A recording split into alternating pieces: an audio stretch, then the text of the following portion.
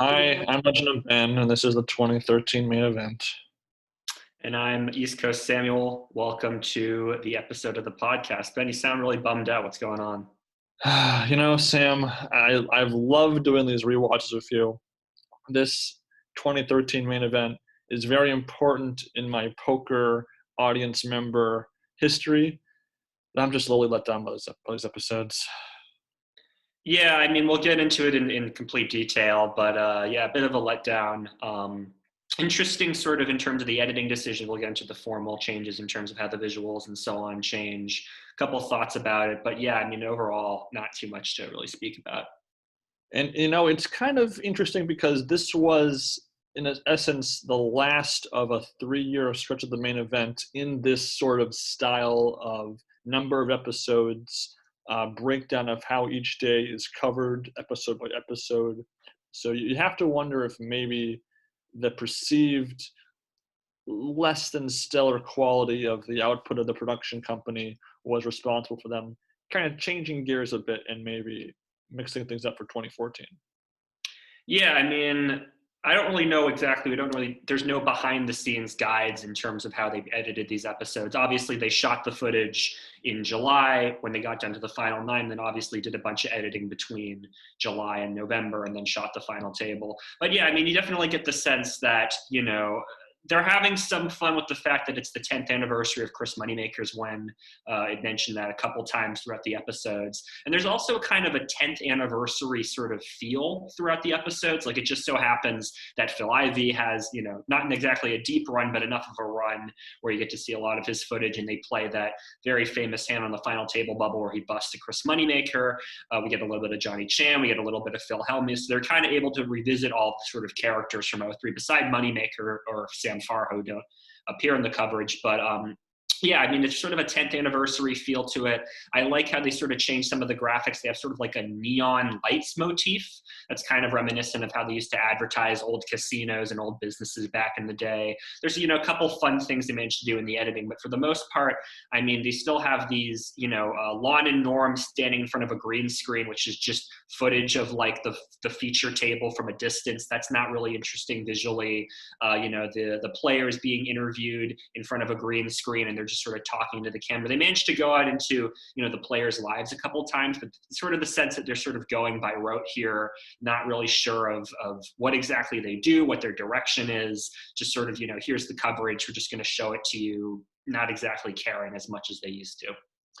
And now, again, let's make a very clear demarcation here. Watching these episodes almost a decade ago, as I did getting back into watching ESPN poker versus rewatching. Back then, 9 years ago, I enjoyed this ride totally fine. Mm-hmm. But what I'm talking about is especially compared to 2012, a main event full of controversies, tournament director rulings, wild personalities, surprise deep runs, a lot of fun drama and stories. This main event just, when you're taking a nostalgic look back, really struggles in comparison to some of the really great, amazing main events that we've seen up until this point in our look back. Yeah, I mean, you mentioned there that, you jumped in 2013. I'm not here yet. I sort of started rewatching the coverage back in 2015 with the final table, and then I really started following it in 2016. So I'm seeing this through new eyes. And I'm, again, like I like some things like the neon graphic style. I think that's interesting. Some of the music choices are nice. I like, this is going to be the best day of our life. I really like that as sort of an intro theme. But yeah, I mean, looking at this for the first time, not so strong. Yeah, and so I guess let's get to the nitty-gritty. The 2013 WSOP main event, 6,352 players.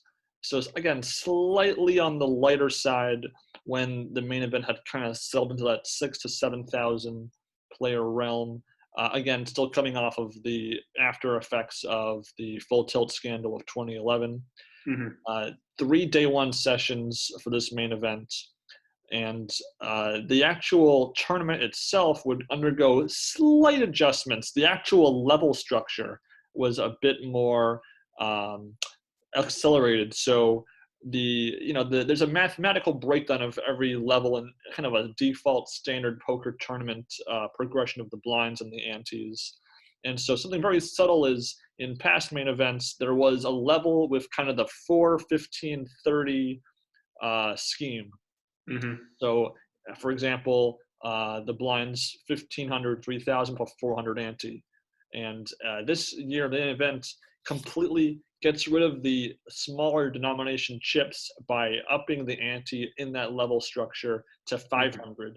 So, again, a little bit less likely to have accumulation of tons of these of the lowest denomination chips for just like one level sooner in the progression of the tournament.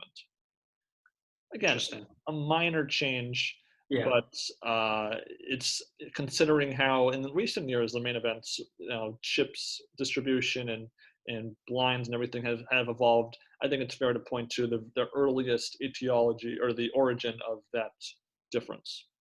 That is interesting. Yeah, I mean, it's chips at the table. I mean, there's such a big difference in how many chips you have. We've talked in the past about how we like to have, big stacks of smaller chips because it's just so much more imposing, right? I mean, we all remember Jamie Gold from 2006 with that just huge chip sprawl. I mean, just how intimidating it is. And we see that a couple times throughout the coverage. Max Steinberg chips up a lot. He has this huge stack of chips and he's like reaching around his stack, trying to, handle his cards and handle these stacks of chips. Yeah, I mean, I wish they would be comfortable with more, smaller denominations.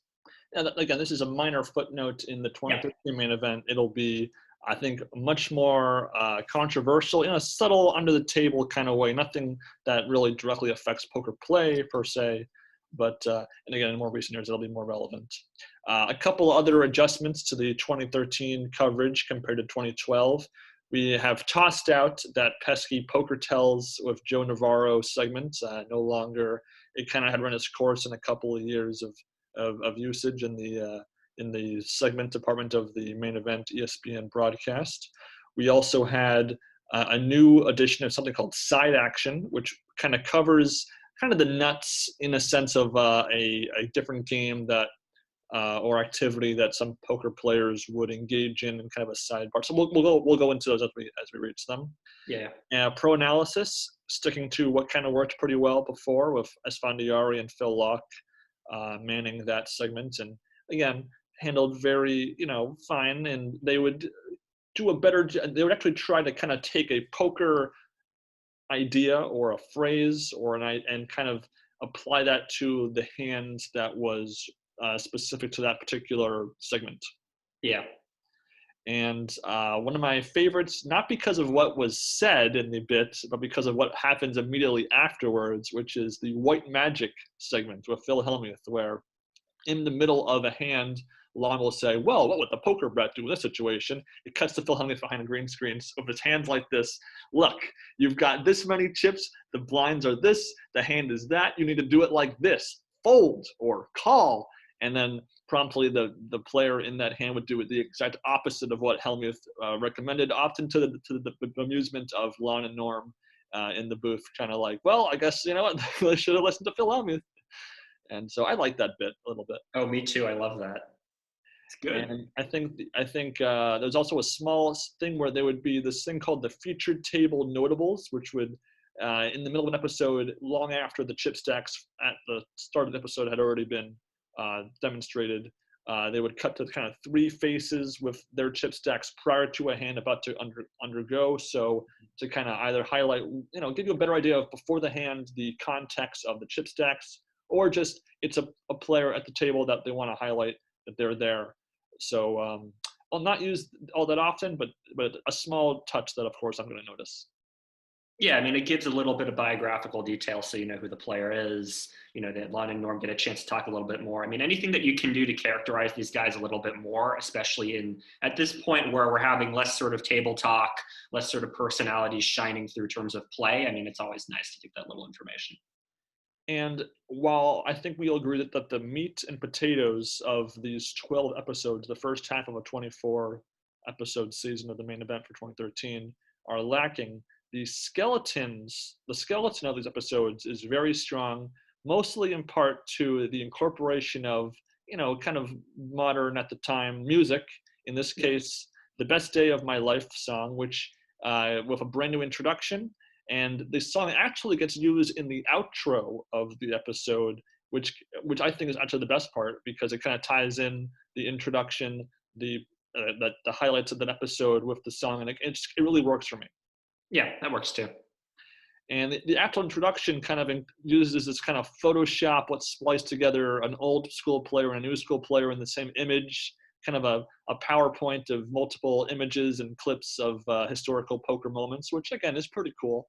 I like it, even if the photo quality of the Photoshop of like Chip Reese from like 40 years ago really stands out compared to something like from like 5 years ago. But nonetheless, it's a nice touch, and it definitely was probably a major factor in kind of drawing my attention as a viewer 9 years ago to begin with. Yeah, I mean, it has a sense of style to it, and just they have little sound bites from players, like the end of the intro is Johnny Chan saying, "This is the best day of my life," and then they have 2013 World Series of Poker Main Event. Little touches like that can go a long way. Yeah. So in for the most part, pretty minute changes. I would say the only other thing impressionistically that I felt was they weren't afraid to let hands extend out as far Right. as if it was a hand heavy in table talk or even just a tough decision. They were a little bit looser with how long they were okay with a hand taking in the span of the episode. So as for the most part, hands in past main events, 2 to 4 minutes was, if it was a post flop, if it was a flop play, turn river or whatever, that was usually kind of how it was. Pretty fast, boom boom, with a little bit of embellishing on a decision here and there. And so while this is by no means the end point of this direction of taking how the hands will be displayed, it was in my mind a very subtle start to that trend. Yeah, and I do like it that they can let hands play out. That you're not just, and when we mean playing out, we don't just mean that it shows, the entire hand pre-flop all the way to post-flop. It's actually like letting you sit sort of with the players as the players are sort of making decisions. It adds a sense of drama and realism to it. Ironically, this is sort of where Norm really starts to talk about the shot clock and how there should be a shot clock in poker. So it's kind of funny that the year that they finally let these hands play out, Norm's most sort of vocal about it. But I think that there shouldn't be a 30-second shot clock in poker. But anyway. And I guess the last part is, even though again it's not a 1-to-1 ratio, for the most part, 1 or 1.5 levels is what is covered in the span of a 1 episode stretch of time. Again, each day of the main event is 5 levels, so at some point they kind of squeeze in at the end of an episode or the start of an episode part of a level to kind of get all 5 in a 4 episode span. And again, very consistent with 2011 and 2012. And just like the year prior, 6 episodes dedicated to the final day before the final table. We'll cover that obviously in our next podcast episode. Here we're covering, once again, days 3, 4, and 5, which are 4 episodes each for a total of 12. Yep. So I think on that note, we should get into the episode by episode recap. This might be we might zoom by this because I think a lot of the duller episodes. I mean, again, I'm not saying there are no solid to above average episodes in this run. There are a couple of very good ones, but there is quite a bit of fluff and slush and dull and drull, and well, we'll get there. We'll get there. So to start off with episode 1, day 3, part 1. We begin the coverage. This is actually the last time the main event will be covered, starting on day 3 for episode 1, with 1,753 players left, but a little over 100,000 chips being the chip average. Blinds again being the classic 800, 1,600 structure level on starting day 3. Again, a little under 3 times the prize pool cutoff point. So again, about 600 to 700 players at this stage in the main event would make the money. So again, a little over 1,000 players must go before you lock in that min cash. And we get a couple of pretty good names on the 2 featured tables. Phil Ivey holding center court on table 1, and Doyle Brunson on table 2, kind of the headliner, but it's a good sub-headliner there being Sean the Sheik Khan as well. And also Min Lai in the blink and you'll miss it that he's there a moment, but he's not really a part of the action on that table. Yep, Melanie Weisner shows up briefly. So she'll be a player obviously later on in the future years. Yeah, I mean, the star of this episode for me is just Doyle Brunson. I mean, he just has a segment where it's him talking about how tired, he gets, because at this point he's late 70s. Now he's in his late 80s and he came back to play. But anyway, he was going to be so tired that he wasn't going to show up, and then they gave him a statue. So he figured, hey, I'll go show up and play the main event. I thought that was a nice segment. That to me was, the highlight in terms of fun stuff in this episode. We see Phil Mader, who is the sort of Darvin Moon sort of 2013. Yeah, Darvin Moon adjacent there. This guy named Willie Horton kind of gets built up in the first 5 minutes, kind of like he's going to be this amateur at the feature table, squaring off against Phil Ivey, making a deep run. Now he begins on a pretty short stack, so on day 3, it's again one of the toughest things in the main event is on start day 3 being that sort of 1 to 2 starting stack, chip stacks to start the day, because you're really under a lot of pressure to really chip up before the action gets too serious as you approach that bubble, and you have to have that cushion to work your gameplay.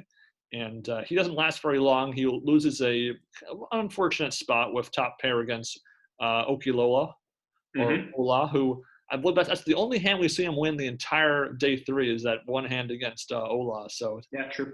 He's you gotta enjoy that good feeling for Ola if you're a fan of the 49ers while you can. And Phil, so really for me, there's a couple of okay highlights here, kind of ho-hum for our first episode. We have a pretty big hero fold by Phil Mader against Phil Ivey with trip queens, a hand that eats into the break, which is a much more common recurrence in the 2013 main event, where a hand will kind of prematurely, before it really gets rolling, go to commercial break and then come back, usually during a tanking decision portion of the hand. And that hand, it's a good fold, but it will really play a big role in the next episode as far as the table, the dynamics between the two Phils for episode 2. And I will say one of the most brutal full house against full house situations you'll ever see on day 3, the main event, happens on table 2 as well, with Wayland flopping a full house and then getting 2 out on the turn to bust. I mean, I feel the pain, because if it was me, you just can't do anything in that spot. Yeah. But again, I like one hand on each of the 2 tables in episode 1, but otherwise, the main table is nothing too great, nothing too crazy.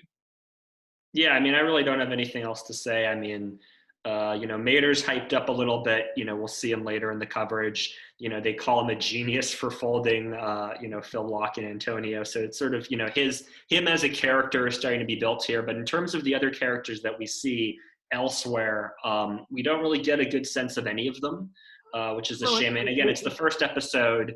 But I feel like, just in terms of characterizing the players who are going to come later, I mean, you should put a little bit more effort into it. Show us 1 or 2 moments with them so that we get a good hook on them, instead of some guy, Willie Horton, who just is going to bust. I mean, I don't understand why they would start the entire season with that. Yeah. I mean, we do meet Mark Kroon, who was the start of day 3 chip leader. And again, as far as day 3 chip leaders, we'd seen Gail Bowman, Ben Lamb be the chip leader, and then also make it very, very far into the main event. So I guess, the kind of that informal curse of the day 3 chip leader had kind of been on the downswing. But, as far as curses, we'll definitely see a bit of that chip leader ego curse coming up. But again, as far as the first episode of the main event, where you're trying to really set the tone for an exciting tournament of drama and poker, definitely on the weaker side. And again, on that side of good episode, bad episode, it definitely kind of on the negative side. If you had to, gun to my head, make me pick one or the other. Yeah. However, I do think episode 2 much better. Let's not forget that for the most part, ESPN did air these episodes 2 at a time, weekly. So you luck out that if one episode's kind of monotonous or slow, the next one kind of picks things up, and you have another chance to redeem your television evening. So part 2, again, the blinds increase from 1K to 1K and 2K, and actually for just one hand to squeeze it at the very end, we get the blinds at 1,200 and 2,400. Again, trying to work in all 5 levels into one day for 4 episodes worth of content, so you have to do that at some point. We do have the same 2 tables with the same headliners, although table 1 does sort of introduce some more people We have Carlo Lopez, who we know from his overly dramatic folds and all-ins on in '05 regarding Joe Hashem. And then Max Steinberg, a fellow identical twin like me, who, again, twin code is you got to root for the twins. So of course. he enters the spotlight. He had began day 3 in a very short stack, so his day 3 events are all the more impressive given where he began. And I already have more highlights in just my table 1 notes than all of the last episode combined. So that's usually a good sign for me that it's a much better episode. Yeah, I mean, I like this episode fine. We get sort of a rare sort of Ivy moment where, Ivy and Mater are sort of talking about Mater being from Nebraska. And there's a joke that, Ivy has no reported live caches in Nebraska. Yeah, I mean, we get a couple good Mater Ivy moments that are interesting. Mater and Ivy sort of, talking to each other about the hand where Mater folded that we mentioned happened in the previous episode. And Ivy goes, "Of course you're beat." We see a little bit more of Phil Ivey. He's usually a guy that doesn't really emote very much and talk very much, but you get a little bit more out of him, which is interesting. I mentioned before how it's sort of the 10th anniversary special 2013. We get a segment that's explicitly, Moneymaker sort of 10th anniversary and what that looks like for the game. Yeah, I mean, there's a couple nice moments in here, and then, Mark Caroon starts to get established a little bit more, which is interesting. Well, I think this episode has some good hands, some good table talk, some good one-liners by Norm. During the kind of the part 2 of the Ivy Mater rivalry, we see Norm say Phil Mater might get 86th out of here when Ivy flops 2 pair of 8-6 in the big blind against Mater's overpair. And Ivy, again, he kind of laments his poker play in the previous hand because he thinks that if he hadn't overbet the pot, if he had just made a regular-sized value bet on the river, he would have gotten called, and then the subsequent double up by Mater on the river with 3 jacks against the 2 pair wouldn't have been nearly as costly. I'd be losing about almost half his stack with on an 18% going to the river runouts. And the funny thing is, of course, Mater, after he wins, Ivy kind of has chip envy. He's like, "You got my chips all stuck neatly at the top," and then Mater says, "I sure want to know what you had on the other end." And then finally goes, "You want to know the other hand, huh? You want to know what the other hand?" And then there's one other hand they play where Ivy wins, and he says, "Even." And Mater just kind of goes, "Oh, yeah." So again, a fun little Phil on Phil back and forth between them. And again, both players do nothing but entertain me with their very playful and not malicious at all table talk that I think most people would enjoy watching. Yeah, I mean, neither of them were mean to each other. It's very civil, very enjoyable stuff. Speaking of, very enjoyable, polite table talk, Sean Chacon. Yeah, almost as if he's trying to out-talk the other table himself. Chacon ends up playing a hand, I think of a pocket tens. Yep. And his opponent goes all in with a set of 9s, and Chacon can't help but say, "I know what you have. I told you 2 9s, you had 2 9s. I knew it. I knew what you all had." And then Doyle Brunson kind of gets in a few words edgewise against Chacon, where Chacon tries to guess Doyle's hand when Doyle takes a nice pot, and he bets, "I bet you had queens full. How much will you lay me?" And then Doyle Brunson, the great line, "You don't want to bet, you just want to talk." And then Chacon just can't even really get in a good word afterwards because Brunson's just totally right. Oh, it's so good. He's seen it all, so he knows how it is. So good, yeah. Yeah, I mean, yeah, it's just fun to see Chacon again. I mean, I totally forgot that he popped up in 2013, so it's just nice that he just appears. Yeah, I mean, compared to his kind of poker fight with Mike Matusow, it's kind of the quintessential complete opposite player of Doyle Brunson. Somebody, right, exactly. Someone double his age and quintuple his experience. Yeah, it's very good. But then there are a couple other good one-liners by Norm on the first table. There's a great hand where quad 5s ends up doubling up through queens, but going to the river, the players are like, "Well, let's see. This could be the greatest river of all time if he can pull this off, going from behind with 2 queens against quad 5s." And then the book-ending hand on table 1, a new tablemate joins the table, and Phil Ivey kind of catches the guy when he's tripping over the steps on the stage of the table, and Norm says, "You got transit trips again,"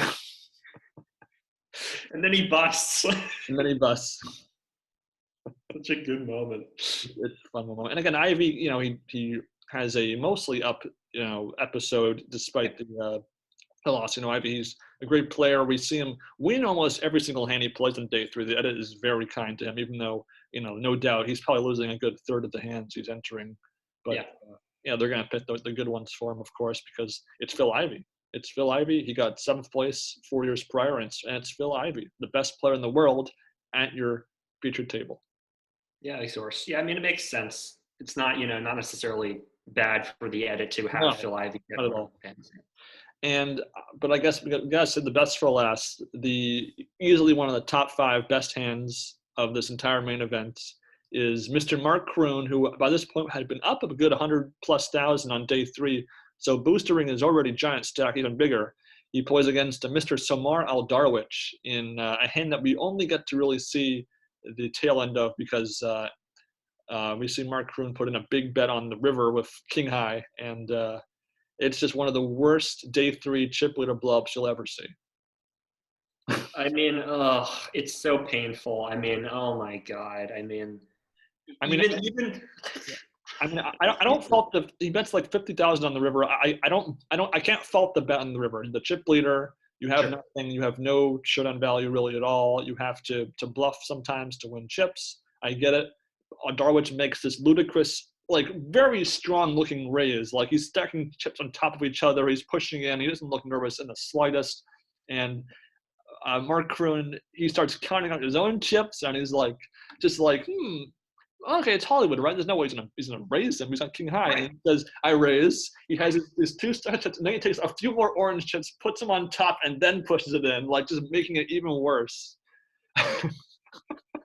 And then Aldarwich goes all in, right? And it's like 27-1 that he has to call, and he's like, "Well, I guess I got to call you," and he calls. It's like, well, I don't have a hand really, but it can be a bluff. Like, no, you can't even beat a bluff, man. You can't beat 2 threes, man. You can't beat a bluff. So bad. A 800K pot makes Aldarwich the even bigger, overwhelming chip leader of the tournament, and he gets a little kind of end outro interview where he's like, "I just couldn't believe I had the nuts, and he raised me, and I just couldn't believe it." And you got to be a pretty good feeling when you get paid off by King High in the river with the nuts for a pot that's worth 400+ big blinds. I mean, that's unbelievable. Of course, yeah. To end it, I mean, geez. Yeah, so again, it's a pretty good episode. There's some pretty good hands across all the levels here. I thought it covered the bases pretty well. And, definitely kind of made up for the first episode, if you ask me. Yeah, I'm with you. Episode 3, we are entirely now in the 1,200, 2,400 level with a little over 1,000 players left. So again, almost half of the field that began the day gone in the first 2 levels of day 3. And, it did remind me a bit of the main event this past fall. I was very surprised by how quickly the eliminations came on day 3. It was really something to be surprised by for sure. One slight change in the broadcast was there would be a sort of an ad for the next episode or next 2 episodes intermixed in the previous episode. And I remember very, very strongly seeing the Phil Hellmuth kind of teaser footage for episode 3, because while we stay at the same table 1 on the main table, we get a brand new table 2 with the headliner, Mr. Phil Hellmuth, with, again, a below average stack, and also a guy we also recognize from 2011, Rupert Elder, who's infamously the boyfriend at the time of Melanie Weisner. And so episode 3 gives us those characters. What were your thoughts on this episode? I mean, Hellmuth is just always a scene stealer. Just so many great moments, so many great lines where he's, talking with Reyes or somebody else at the table, and he's like, "Oh, I don't want homing chips." Those are homing chips. Just so many little great lines. We also get, a lot of Max Steinberg moments. He's starting to get characterized in this episode. How he called with Jack High. Yeah, he called with Jack, and they played the clips of Alex, the guy who said, he called me with Jack High, which I thought was a nice callback. Yeah. I mean, we get a lot of great little moments in here. We also get this guy, Oliver Gill, who's this Australian player, and they keep showing this clip of him going pew, pew, pew, and he like throws these chips out. Like the editors must have really loved that clip because they showed it like 5 times. We didn't mention this before, but they brought back the mic check segments, which again are just through these like montages of these like little clips of players speaking, but they're taken out of context, so we don't know what the clips are. I feel like big quote moments, like the homing chips quote, works for me because there's a context. There's a back and forth between Phil and another player.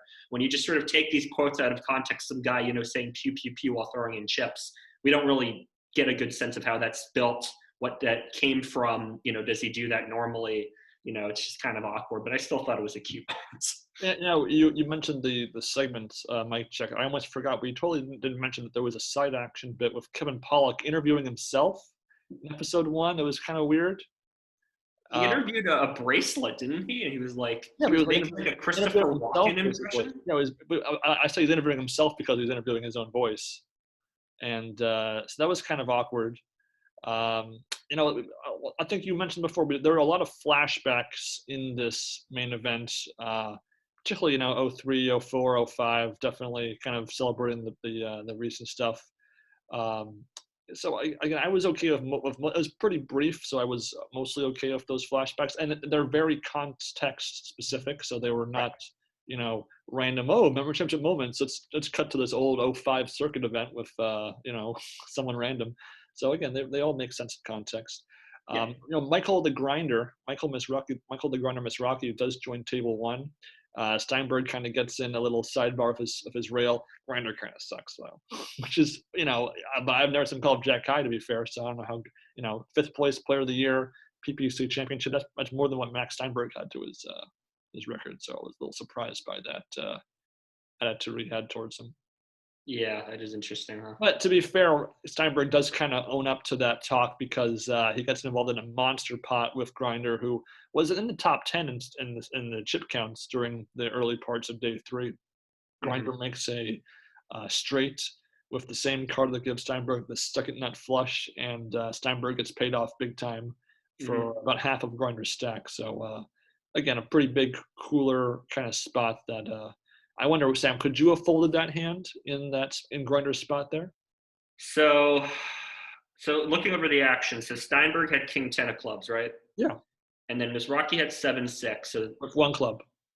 Right. So Steinberg raises to 9. Misraki calls. Then Steinberg bets 13. Misraki calls with the open ender. Turn is what gives Misraki the straight. He bets 25. But then Stein raises to 70. I don't know. I think you got a call there. 25 to 70. The pot odds, I think, are decent enough that you can call. But then Steinberg leads out with 120 on the river. What are you beating there? What do you think he has there? I don't know. I think you could get away with it there, maybe. I don't know. It's a tough decision. I think I could get away from that. Well, it's you. So, if it's 120, it's about 1/3 of Grinder's stack at that junction in the hand. So he still has chips. He still has 100 big blinds if he calls and loses. But yeah, the pot odds are so good there too, though. That's a lot. And this is a guy that can call Jack High. So to be fair, yeah, that's true. And one thing I do want to know is how interesting. So Misraki takes his chips, right, but he doesn't push a stack forward. He has a stack sideways like this, and he moves it forward. I've never seen somebody bet like that. Yeah, because he didn't have enough orange chips to call the bets with just orange chips, so he had to put some yellow chips in there too. So I wonder if maybe they fell over off screen when he was trying to cut out the chips to make the call. I don't know, but it's impressive. He has the hand finger width to have his chips under a pincher grip and put them out there. So that was pretty impressive. Yeah, good for him. This is also an episode that begins Norm's Bible quoting Daniel 7:27. And it's kind of funny because he ends up putting the exact same verse over and over again to Lon's bemusement, because it doesn't really make sense why you'd only want to quote one verse, but I guess it's strange. It just kind of comes out of nowhere. Yeah. And then, Greg Merson, our defending champ at this point, is kind of the background main character of sorts. On the, he'll get more focus in the next couple of episodes, but he has one of the most low-key double ups you'll ever see. He's like packing up his stuff. He's behind, going to the turn. He's got his tablet, his stuff. He's packing up. He's not looking at the board.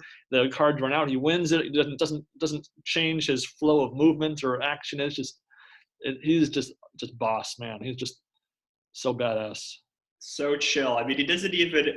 There's no smirk or anything. Like, when you're watching the clip of him after the river's dealt, you think that he just lost the hand, like, just out of context. It's so funny. Like, Norm's even just cracking jokes about it. It's a great moment. Mm-hmm. And again, back to your point about Hellmuth's antics, he plays very angry, tilty, bad poker with just subpar cards. I mean, the best hand we see is his bust-out hand. Up until that point, he has all these off-suited, weird hands: Queen 3, King 5, 8, 6, Ace 9. And it's just funny how he thought that he could really run that table with a pretty middling stack by that point. You really want to be careful with 40 big blinds when you are Phil Ivey. You don't really have to go so crazy. But again, of all the Phil Ivey quotes, my absolute favorite is, "I'm a little pissed off. 8,500." He looks at one card, the 8 of hearts, and then makes that speech and raises. And he actually wins that hand, to my surprise. But he had 8-6. He looks at the other card as the flop's being dealt out after he gets called by a couple of nines, and it's just, it worked. It's funny, but it's just not poker brat poker, if you ask me. Yeah, I mean, he's definitely tilted. We mentioned the side action. This is the sort of first side action side where it's Hellmuth versus Sylvia at 1-3 cash games. So it's sort of, oh, look at these high champion poker players. They're playing little cash games. And Hellmuth just seems ticked off there too. Like, he was just he said in the, toward the end with the interview with Kara Scott that he was having sort of an off summer, wasn't really playing that well, wasn't getting good results, but he just seemed sort of irrationally, like, angry. He's eating sandwiches angrily. I mean, he's not having a good time. Mm. Yeah, so I think it's a decent episode that's definitely boosted by the Hellmuth effect. It's one of the better Hellmuth modern era poker episodes.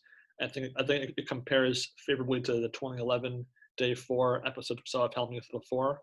And so again, Day 3's been okay on average. It's been pretty solid for the most part. Episode 4 is where things really get kind of dramatic because again, the same first table, Ivy, the common thread through all 4 Day 3 episodes. We get a brand new table 2. With Hellmuth gone, they didn't really feel the need to keep that table in the spotlight. And Greg Merson's table is the table 2, although ironically, it does become the featured table partway into this episode, but we don't see any hands from it after. So again, this is actually a very unique end of the day because it's really kind of awkward how they switch out the first and second tables, but then they don't actually show those tables after they do that. Yeah. It was something really you have to watch to fully understand what we mean by that, because obviously Phil Ivey, he goes bust in a very infamous hand, a set over set situation against Steinberg with another painful Okilola fold, which he pretty much made a day's worth of painful but correct folds the entire time on that featured table. We also see Tony Gregg join the table, as well as Yuri Debeletsky, I think I pronounced that correctly, who I saw in Vegas against the backpack guy for a lot of that day too. So that was, again, kind of cool to see a little baby face Yuri in the spotlight. And so I think we should go into the details of this hand with the Ivy Steinberg silver stuff, because I don't understand the all-in by Ivy. I don't think obviously he didn't put his opponents on 3 tens or 3 aces, but I don't see the value in shoving like that, because you're again, he's under the assumption that he's up against either a flush draw or an ace, and I don't think that move is profitable against either hand. Yeah, I'm with you. I mean, so he raises to 7.5 with pocket 3s, which I think is a decent play. Okilola calls with ace queen, Steinberg with 10s, and Gregg with queen 8 of clubs. Flop comes out. Ivy has bottom set. He bets 16. Okilola has top pair, queen with, a pair of aces. So he bets 41. Then Steinberg with mid-set calls, and then Ivey raises over Okolola's bet all in, and he has 140 big blinds, and then Steinberg calls. Yeah, I mean, I don't understand the play there. I mean, if you're good with a set and you have two players who are, committed to the pot, I mean, why wouldn't you just call there and try to get more action out of them?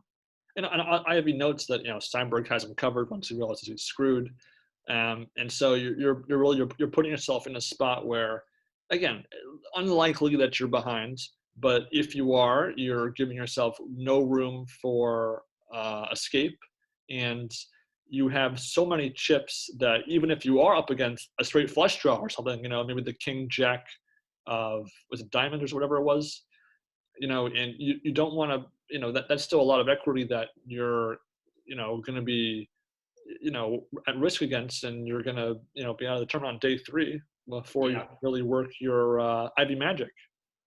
Yeah, I mean, it's a strange play for me. I mean, yeah, I don't get it. I mean, I would just call there. I have a set. I can hit a full house or something. Just, you have two other players who are in the pot. Why not just call and see what happens on the turn? Exactly. And so that hand does, sinks Ivy. It prompts Steinberg into, close to 1 million chips into the chip lead, which is kind of where he will stay for the next day or so. And so Steinberg kind of definitely his stock is on the rise. A little bit later in the episode, we get some more overly dramatic Okilola folding with ace-5, just trying to say, I need to chip up, or I want to go, or do I want to go home? When he's faced with a couple of big raises and re-raises. Tony Gregg not listening to Phil Hellmuth's White Magic's advice, and Grinder kind of like laughing off, like, I showed the 5. It's like, what? So again, kind of a funny little dynamic. Again, it's a pretty solid table 1. Definitely one of the better table 1s we've seen when we've seen the same table for 4 episodes through. I put it up there with, the day 5 2011 main event table 1 with some of my favorite stretches of feature table coverage for sure. Yeah, definitely enjoyable.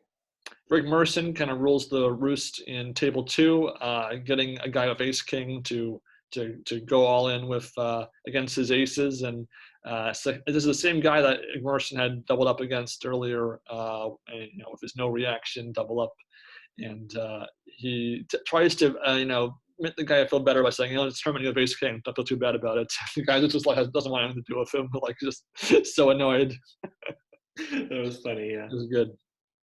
And I should also mention, I'm not quite sure why Shanshe Khan was naming random quarterbacks, but for some reason he's like naming quarterbacks when he's facing the river and when he's trying to bust a player. I'll give you Russell Wilson. I'll give you and then he loses on the river and he's like, I just messed up. And I know I love numbers, so when it says he has 54,000 chips and he just lost 54% of his stack, that's just funny to me. That is funny, yeah. The cursed number. A couple other amusing hands. Melanie Weiser makes a good fold with a small flush against a guy who is just way too comfortable with a full house. Oh, yeah. She makes a very good fold, and we get the most incredulous, "How can you call there?" by a victim of Dick Van Lyke's call in the river with 2 pair, which is again a solid hand, but he just can't believe it. Dick Van Lyke and Steinberg kind of being the number 1, number 2 in chips, which will make for some amusing TV on day 4. But again, it's a kind of moving day for a number of players going up.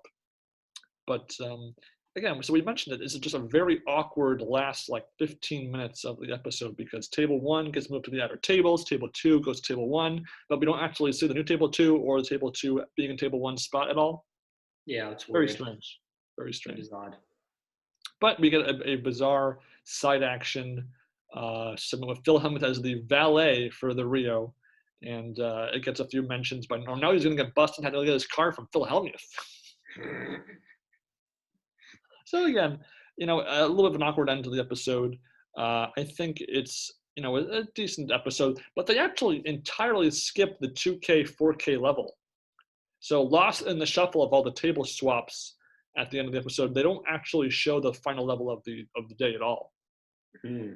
So You have to wonder if, I guess, there was just absolutely nothing good to show, or if they were just running out of time. They only have so many episodes to show so much, and they wanted to get as much as Ivy as possible. But hey, it's definitely on the awkward side of editing. Yeah, probably both. I mean, again, they can only show the hands that are interesting. I'd rather that they just, have that sort of awkward edit and, not show hands that are boring versus, they have to show the primary table and it's, some boring hand. So, whatever. So as down as I am on the first 12 episodes, day 3 is definitely the most solid of the 3 days we're covering right now. I think all the episodes were mediocre to solid, so I was totally fine with that batch of episodes. Day 4 is where things kind of don't work nearly as well. Again, with just a little bit out of the money bubble as day 4 begins, we get, again, a fresh set of tables. Doyle Brunson at table 1 with Mike McLean, who we know from his infamous agony of defeat face in 2004. And later on at that table, we get Steve G, who was one of several Octo Niners from the year prior, making, solid deep runs. One of 4, Russell Thomas was in there, Salaburu and Greg Merson, of course, being there. So not a bad couple of people to be at the table. Table 2, we get Annette Oberstrat, who we know from being the youngest winner of the main event Europe, but any main event of all time. And Adam Friedman, one of the best mixed game specialists in the world, and a new character to us technically, but not to ESPN, Yevgeny Timoshenko, who had been a deep run in the 2011 Heads Up Championship, which did receive an ESPN broadcast edition of that. So again, some good characters at both tables, but I didn't really find much to really enjoy, even though this was a bubble episode. Yeah, I know, right? Isn't that weird? Yeah, like it gets covered in a very quick, brief sort of boom, boom. Here's the bubble. Okay, moving along here. We get a few interviews of players talking about, oh, the bubble is this, bubble is that. But again, it kind of lackluster, really. Yeah, I mean, the one moment I enjoyed in the bubble is there's this quick shot after Farzan Banyadi busts of like some guy with like a walkie-talkie, and he looks like he's like an FBI agent. And Norm makes the joke, looks like the FBI might get involved here. Like I thought that was a funny line, but that was about it. I mean, they really didn't build the tension that well. I mean, Farzan Banyadi is a bracelet winner. Like he's no slouch in poker. You'd think that they would, maybe talk about him a little bit, but they just really don't do anything. They kind of just move on. No real tension. We don't really see, in the feature table or the secondary table, any discussion of it like they'd had in years past or any sort of changes in their play. It's just kind of disappointing. I mean, there was one half okay shot of Doyle Brunson's face once somebody survives busting the bubble. He's kind of like, ugh, I just want to move on.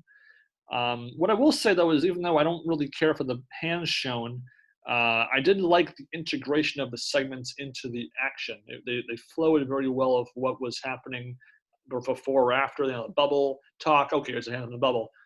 Here's a Adam Friedman flashback, and here's a hand of Adam Friedman. They were very good at having a kind of one-to-one ratio of segments refers to this very specifically, and it ties into what we're about to watch. That sometimes gets lost in the effort just trying to be wacky or right. Nostalgic. So that worked out okay for me. But and also they tried to build up this guy Blake Yu. I mean, we don't really care about this guy. He's just some random guy, and all of a sudden we're supposed to care that he's going to win all these hands back to back. It was an odd choice when you had all of day 3 to show us some characters that we could now watch in day 4. It just seemed really weird to have him be so spotlighted like that. Yeah, I wrote in my notes, who next to you? Because I just don't know who this guy is. I mean, he seems like a nice guy. I'm not trying to be mean to him. No, not at all. Yeah, it's kind of the same with Willie Horton, who they introduced, where it's just kind of like this amateur that just kind of picked out of a hat almost, and we're just like, hey, we're going to promote this guy, but then he doesn't really do anything, so we don't know. I know there was an interesting hand where Steinberg scores off against Dick Van Lyke. They were both in the top 5 in stacks, and Steinberg kind of passively says, well, it's your turn. You got to show your cards, man. He doesn't say the last part, but I kind of added that in there.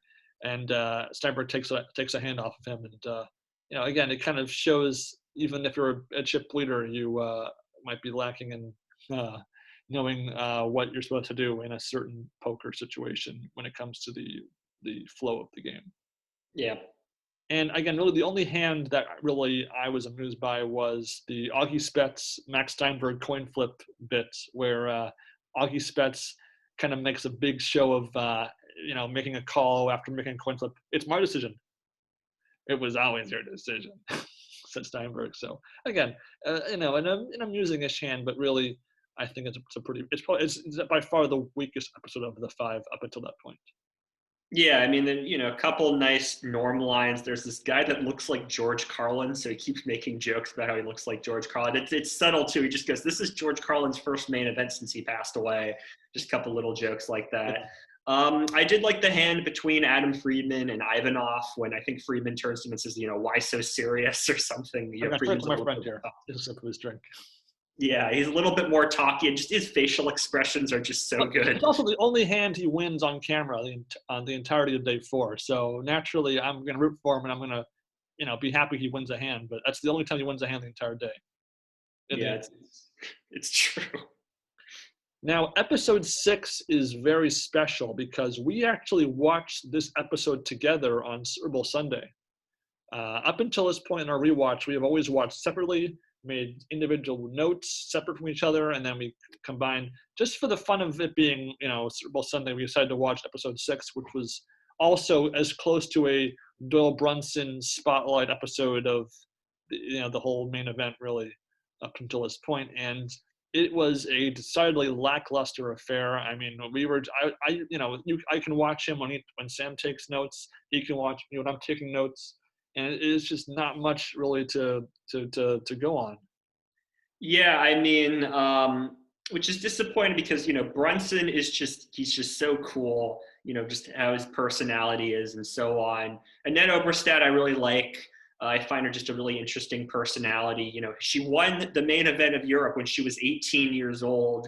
She talks about how she won when she was 18, but she's more prepared now. She's more mature. So you'd think that there'd be a little bit more with her. And she plays fine. Like she wins a couple of hands and she does fine, but nothing really exciting.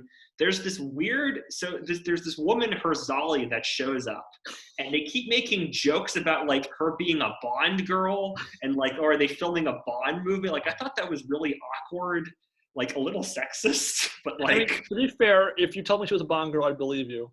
I mean, she definitely has that Bond girl look as far as, that stereotypical Hollywood, actress casting, motif.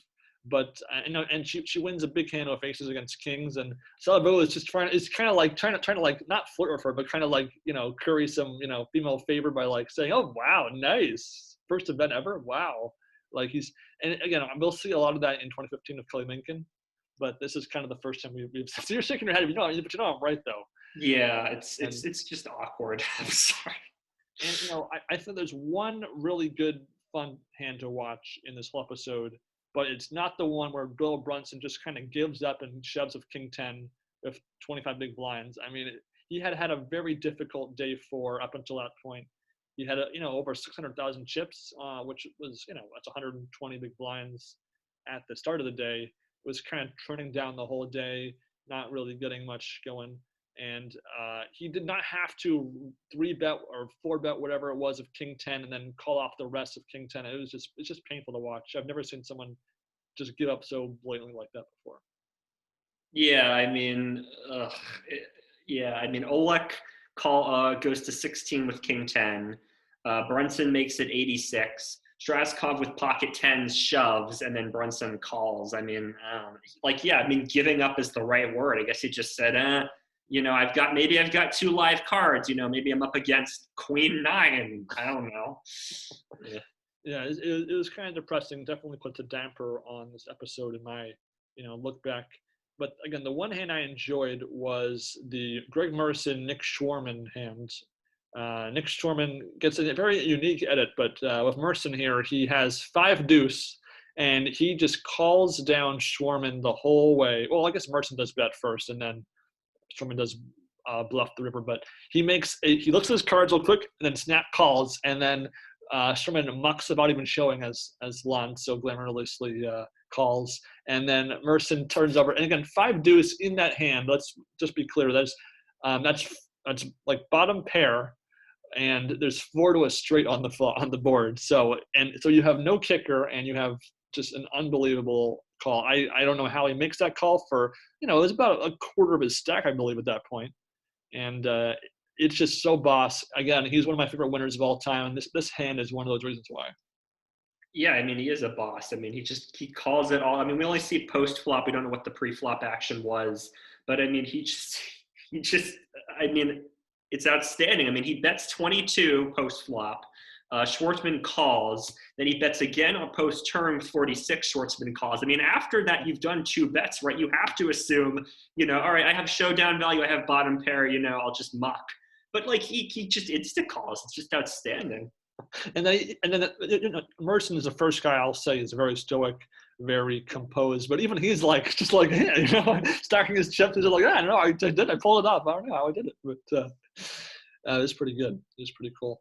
Rob Salaburu, he joins Table One. He kind of is the new headliner for Table One in episode 7. And episode 7, he has a plan of sorts, and the plan works and yet it fails because he basically commits himself to going all in, or I guess he goes bet, raise, he just re-raises all in. He had to made up his mind before he made up his mind in the hand. And once again, we lose kind of the headliner of the table, which in a kind of a weird hand that is not particularly memorable in how it plays out. So it bugs me when that happens because I really like Salaburu. He was a great character in 2012. So to lose him like that, relative. I mean, it's a deep run, but it's always a little bit of a letdown when at the halfway point in the main event you see somebody that was very entertaining go out. Of course, always, yeah. However, I will say this is that this episode 7, the third part of day 4, is the best episode of this batch episode, I think, by far. I think there's some really good outer table action. I think there's really good table 2 action as well, and I think there was a decrease on the usage of the side segments to kind of keep the action tight on the poker play, and so that. And then also, there's a lot of eliminations in this episode of the outer table. There's a lot of here's this elimination, here's that elimination, and these are names that matter. It's not just your random schmoes going out to somebody else. It's some good stuff for me. Yeah, we have a great meme hand in here with Gill versus Paredes. If you call, you need a queen, and yeah, that's it's not even like painful hand in that, like, a 3-outer that happens, right? But like just his facial expression, just how he goes from just so happy to just so sad. It's probably the biggest meme-ish kind of hand that was specific to 2013 for quite some time because it was just such a, so you want to play poker for a living. And then, of course, the jerk, the bus Gill, is like, I'm sorry, man, it was you're talking that did it, but you gave a great effort. Like, dude. It's like being handed a participation ribbon. Like, here you go, you tried. Yeah. And then, table 2 had been a pretty much, a bore fest for all of day 4 up until this episode where we get some good Vimiha, Timoshenko, Adam Friedman action. Yeah. We see Yanda overvalue his kings in a major way, burn through a lot of chips to Vimiha, and with his snap call on the turn and snap call on the river, that kind of gets talked about right at the table afterwards. We see Timoshenko go for a pump fake call against Vinny Ha that, of course, Norm criticizes. He goes, I call. and then Annette Oberstadt takes some pretty substantial dismay at the pace of Timoshenko's play when he is debating how much to bet the nuts on the river against Adam Friedman. And again, shortly after Annette calls the clock, which I guess Norm says it took him about 2 minutes to, again, he's last to act and is facing a check on the river. So that's, again, one of those niche spots where I definitely see the side of Annette's point. Yeah, I'm with her. I mean, she had been complaining about the pace the whole time Timoshenko had been playing very slowly, which is fine. I mean, you can be a little bit deliberate, but I mean, 2 minutes when the action's on you and you've got the nuts. I mean, I understand you have to run the math, but that should just be a minute. It should not take you that long. Yeah, and then I do love the muck by Adam Friedman when he sees Timoshenko's cards to go, and it goes Jack's full, and just like he makes this a pretty bad call, honestly, with 4 to a flush on the board of 2 queens. He's like, so again, I thought that was pretty funny. And Russell Thomas makes a pretty good fold, and then he gets rewarded in the edit by being shown busting. Like, it looks like in the same shot, like he's sitting in the same spot, the same angle. Is the weirdest edit you'll ever see. We get a crazy play by Nick Schwarman after he would trying to top his crazy bet with Jack High against Merson in the episode prior. He makes a crazy all-in against Grayson Ramage, who we actually saw in I believe it was the 2009 main event, which ironically probably has the most connections to this main event. We have a lot of players who ran deep in 2009 being in the spotlight in 2013. Yep. Ivey, of course, being one of them. Ramage, Phil Mater made a cash in 2009 as well. So again, that's kind of a little side connection there. But as much as I hate the Nick Schwarman all-in and that huge 2 million chip pot, I think Dick Van Lyke's play against Jason Mann, Jason Mann, probably just as bad. Or even worse. Yeah, it's bad. It's really bad. I mean, so I mean, Mann raises to 151. So that's a big sign, right? That maybe you shouldn't call with King 6. And then Mann makes it 185 after the flop, and Van Lyke shoves over him.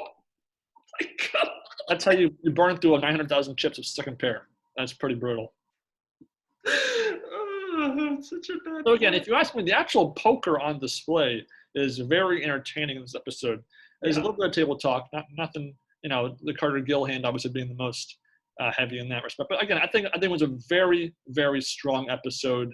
I wouldn't say it quite makes up for the last 2 episodes, but it is definitely, it helps tips the scale in the right direction overall. Yeah. However, we move on to episode 8, the last part of day 4, a brand new table 1. We got Steve G, Greg Merson, Nick Schwarman, Jackie Glazier, Grayson Ramage, and Jake Baisley. Again, some names that we've seen, through over the episodes. So again, not a bad batch. And then again, the same table 2 as through all of day 4. So interestingly enough, day 3, table 1, the entire time. Table 2 on day 4, the whole time. It was something we didn't see before. So it was, again, I'm going to notice these patterns pretty heavily. Right, yeah. But I don't know. I mean, besides seeing Forsyth Forrest get bullied over and over again, I just didn't think there was really all that much fun to be had in this episode. Besides a few Augie Spets, back in my game, double ups, it just really wasn't a particularly memorable episode for me. Yeah, I mean, I don't really have much to talk about with this one either. Yeah, I mean, Steve G, it was kind of interesting to hear from him. He had that big, I don't know if you want to call it a blow up where he busted 9th in 2012, but, he played one hand incorrectly, and he, talked about how it put him in a 2-month-long depression. And he really is just playing with, all of himself. I mean, fooling around with kings, all sorts of other hands. Yeah, I mean, really not that much to talk about. I mean, it was engaging enough, couple little moments here and there. I do like one clever little thing in the edit was during Ramage's segment, he's talking about, playing the main event, you have to avoid blowups. And they do a very quick shot of Mark Kroon in that hand. I thought that was a clever little thing in the edit. Beside that, nothing really interesting in terms of editing or visuals. It's fine. I mean, we get a little side action with the Doc Sands and Trisha Sylvia couple pairings. It kind of reminded me of an episode of House, actually, where Cuddy and House go karting with Wilson and his girlfriend at the time. So I'm not sure that was the intention of that side action bit, but I think those episodes were actually around the same time. So I guess maybe that was just kind of the Hollywood thing. Oh, go karting, why not? Have 2 grown couples go karting. But yeah, overall, it's a pretty poor collection of day 4 episodes. I liked one of them really, and besides that, it was not my taste. Yeah, I mean, not that much. I mean, we're getting little moments here and there on the fringes of the players that are going to become important later on. Mark Newhouse and Jay Farber are starting to chip up, and you can see them on the leaderboards. But we haven't seen any of them play. We just sort of see them at the table watching hands, or we see them on the leaderboards. Mhm. They're really not building these guys as characters yet, so we really have no idea who they are. Hmm. So again, moving on to the last day of our first half look, we have day 5, part 1. The blinds at 8K, 16K. So really kind of getting up there. Again, as per each start of day episode, we see a lot of people walking in the hallway towards the poker room. Sometimes a quick interview there. Brett Ritchie, of course, mentioned him and knockout Greg Merson, which kind of pissed me off because I've always been a big Merson fan, and so I want him to go to run deep. And Merson and Ritchie just so coincidentally end up being at the featured table together, as well as Vivek Rajkumar, who was the victim of Johnny Chan's tank all-ins on day 4 of 2012. Right. Yeah. Jonathan Jonathan Jaffe, or no, Yep. Jared Jaffe, Jared Jaffe, and Rep Porter and Nick Shorman later on also on table 1. And on table 2, Carlos Mortensen, who we haven't mentioned once yet, who again kind of was that once Ivy goes out, was kind of that under the table. He's still alive. Main side character of this main event. He starts to kind of take a few steps forward into the spotlight here, being on table 2 alongside Mr. Alex Livingston, Yeah. infamous for his third place finish to Hossein Ensan and Dario Sammartino in the 2019 main event. And on the outer tables, we're starting to see Jonathan Lane kind of be focused in on being that chip leader at this point. JC Train, of course, who was, popped in and out over the last couple of main events here and there, making a prominent run.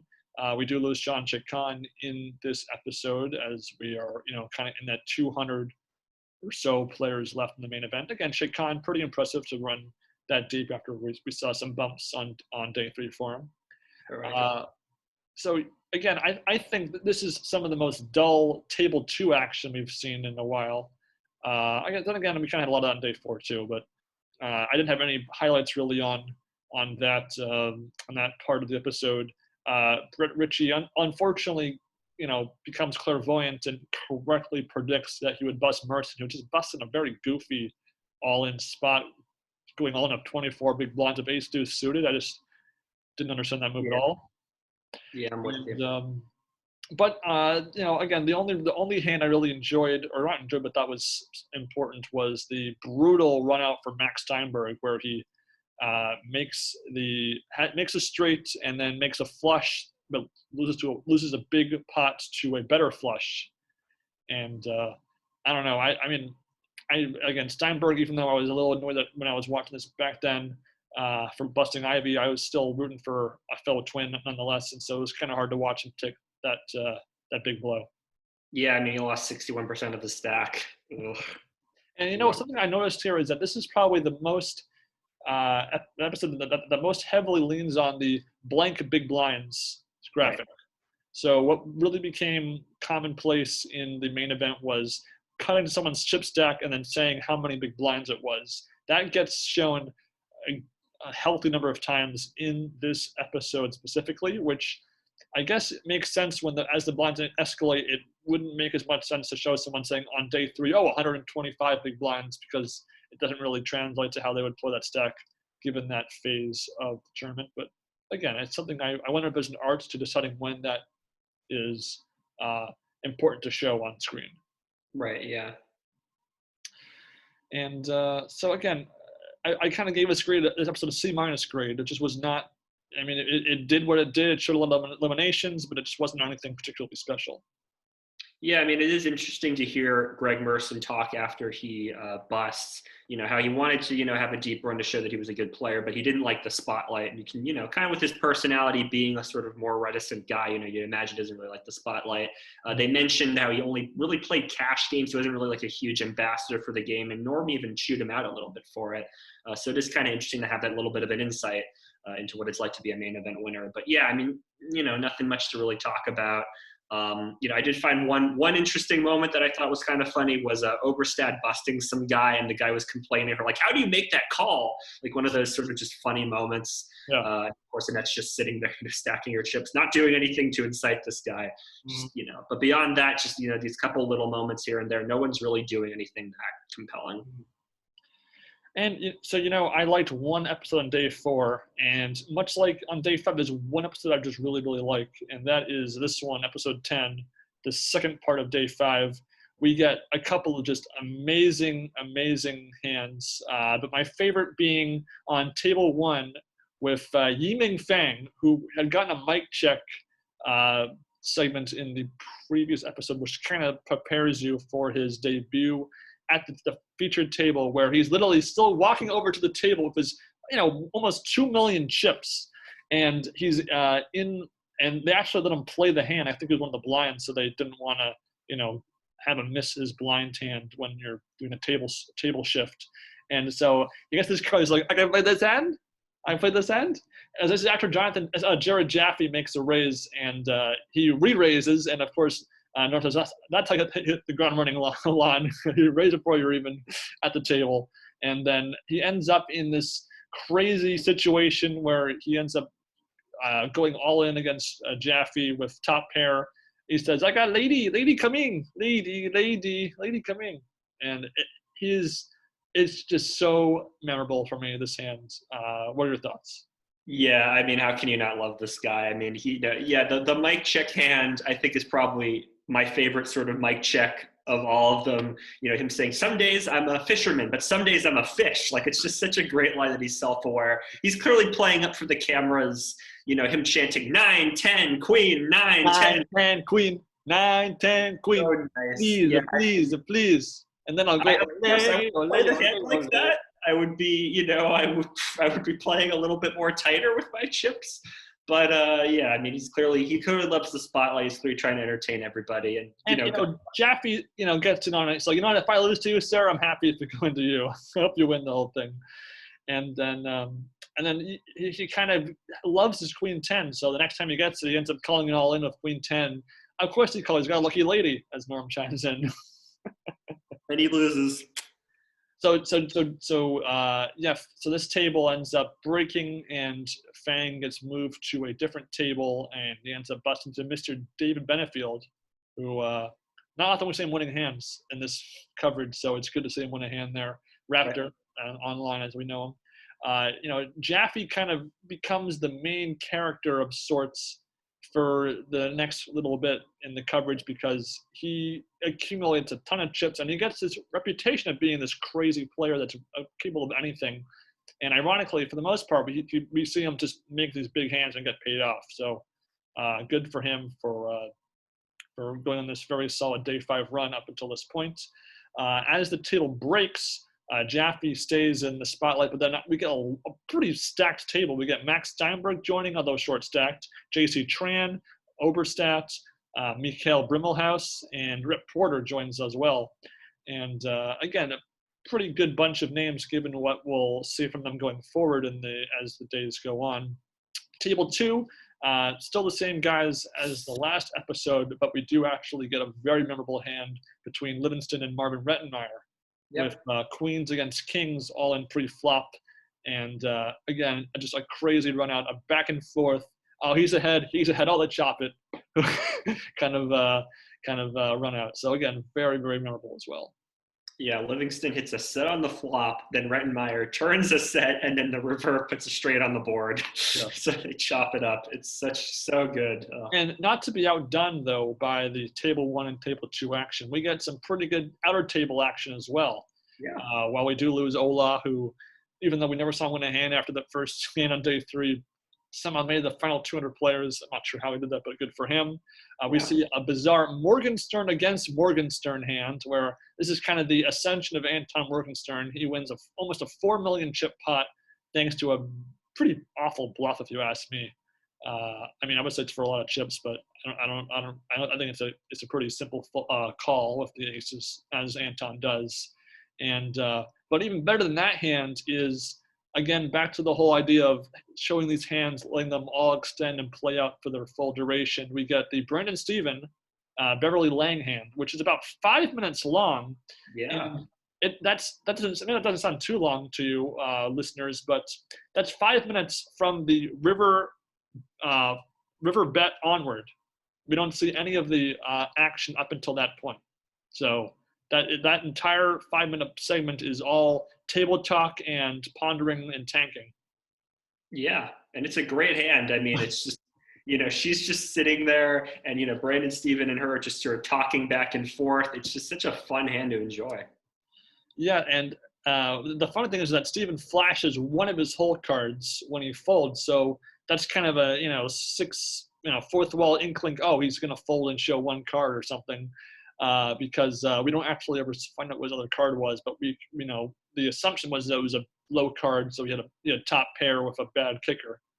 But it's a fun hand, and it's emblematic. In that Lon ends the episode with "What a night of poker," and as it's showing part of that hand. So again, it was a very solid episode. Kind of the Jaffe show, but again, we had something very good across the three main levels of the episode. And also, we learned about a little bit about Jared Jaffe being a dolphin trainer. He's training to be a dolphin trainer. That's kind of the funny part about that. So again, one of the better 2013 episodes for me. I'm just kind of let them. There's not episodes of this quality up until this point as often as there have been. Yeah, I'm with you. Yeah. And so into the back half of day 5, blinds are getting up there. We're about to say goodbye to the 1K chips that we've grown to love so much. Again, we have the same table 1 and table 2. They talk. There's a couple of things regarding the actual table I appreciated. On table 1, we have the talk of poker card shuffleboard. Yeah. The idea of kicking your cards into the muck and having them fall into the box in the middle of the table. I thought it was kind of funny, a little side conversation. And I do love the Matador Mortensen's chip stacking arrangements. Just, no matter how many chips or what color he always has some unique way of stacking them, whether it's like the colors or the size. And then it's just, this episode kind of is the first spot of that for me that I really appreciated. Yeah, they don't call attention to it, but you can just kind of see it. It's like a nice little sort of like background joke. Yeah. So good. Yeah. And so the episode is kind of the rise of Rimmelhouse, Mortensen, and Jaffe again. We end with under 100 players, but again, just not much there for me really to enjoy. There's a player named Cohen who was kind of main character spotlighted for the last couple of episodes as day 4 ended, that he kind of busts here, but we didn't really mention him because he's really not all that important in the grand scheme of things. Yeah, I mean, there's a sweet segment where, his wife gives him as a 40th birthday present, to the main event, sort of one of those sort of more heartfelt stories. But yeah, it's, nothing really special. He doesn't play that well, good on him for making it this deep, but, nothing really to talk about. Yeah. And then, so again, going right into the final episode of the first half of the main event, we have the blinds being at 15K, 30K, and then halfway in 20K, 40K. So really getting up there at this point. Let's not forget that the starting stack was still only 30,000 chips by this point in the main event. With 94 players left, 3 ladies remain: Jackie Glazer, Beverly Lang, and Oberstadt, of course. Yes. So Oberstadt ends up shoving pocket 5s in the small blind after a button open. And White Magic, of course, again, going against the White Magic guidelines by Mr. Phil Hellmuth. And again, that was 20 big blinds when she shoves there. I don't think it's as terrible as Hellmuth makes it sound out to be, because, again, she has 20 big blinds, but that's a very loaded table. Brimmelhouse was on the rise. Jaffe, Tran, all at big stacks. Mark McLaughlin joins the table. He was a chip leader at that point. So, again, it's a stacked table, and you can't just be middling around with 20 big blinds. Especially as day 5 is ending. You want to put yourself in a good spot to begin day 6 in the best position possible. Quite right. Yeah, I mean, she just got unlucky. I'm okay with it. Yeah. And she flops a straight draw, so it's not like it was a total wash. Yeah. Again, just as McLaughlin being the chip leader is at table 1, Stanley Rustum, the number 2 chip leader, was on table 2. So again, that's kind of cool to have the 1 and 2 spots on the TV tables. It's not something we always see, so that was cool. I don't really have any highlights for Table 2, though, unfortunately. I didn't have anything that really jumped out at me. I thought that this episode kind of had a lot of, okay hands, but nothing, A plus or B plus, kind of like solid B hands, like, middle of the road, solid hands across the entire episode.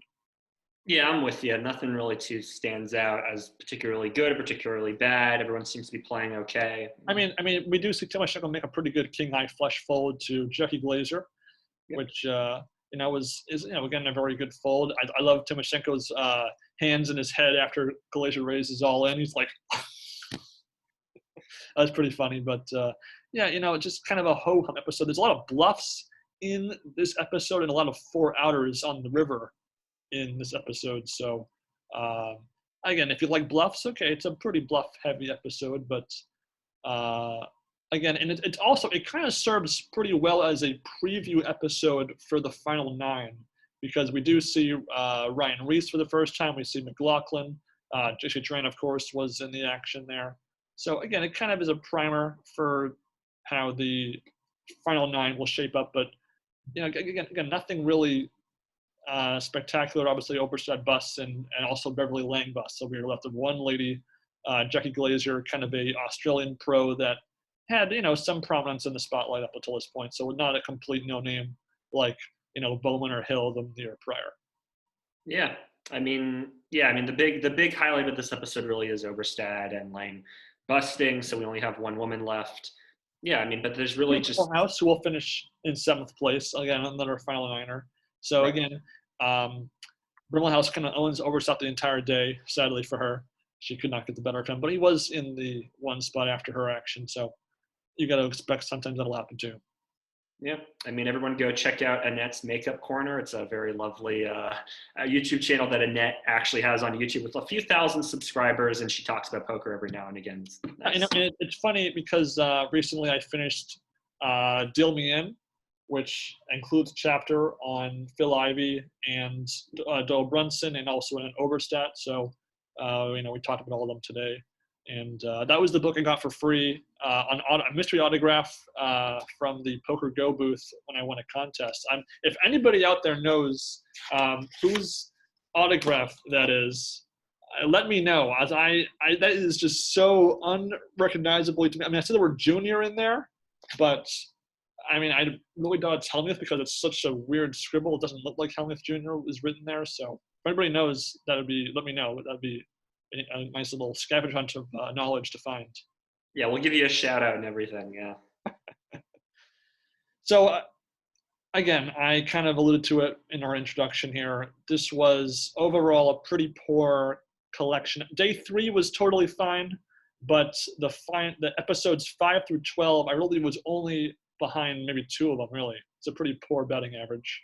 Yeah, I'm with you. Some good moments scattered here and there. The editing's competent, the visuals are competent, but just not that much to latch onto in terms of personalities. Not to say that there aren't any good personalities, but just kind of overall. And really, until the very end, Day 5, not a good preview of the November Niners that we will see at the final table, which is a bit of a letdown. You'd like to see maybe a couple of them kind of, like a Ben Lamb, who kind of are there at the start, and you see them progress going forward, so you can kind of get behind their story, their narrative as right. we're progressing through the episodes. But again, I think things definitely will improve into the back half. Day 6, Day 7, the final table. Once again, we'll get a 6-episode run of the build up to the final 9, so that will be exciting because there's a lot of memorable action from that. But when you cover every main event, you're gonna have a least favorite or two. We haven't really talked about how we rank each one independently, but I definitely think with the real stretches of duds episodes so far, this is definitely towards the bottom, pretty conclusively for me. Yeah, I'd like to watch the entire year before we talk about it. But yeah, up to this point, just overall, just kind of ho hum. Yeah, I love the song in the intro. That's the one part of each episode that I don't speed up to watch through. I watch it at 1x speed, and then I will speed up afterwards. But so I think we'll get to the next part next time on the podcast. Yeah, and as always, if you have any comments, questions, feedback, if you were in the background of episode 5 and you can see the back of your head for a second, we'd love to let you know what your thoughts are. We'll be watching the rest of 2013 next time. Go and see Studio 666 in theaters. It's a great movie with Dave Grohl from the Foo Fighters. Please don't do that to them. Please don't do it to our audience. They've been through enough horror. No, so, guys, we'll see you next time on the Two Fish at the Table podcast. We've covered the first half of the 2013 main event. We'll see you for part 2. Stay safe, everybody, and enjoy your poker TV. Take care.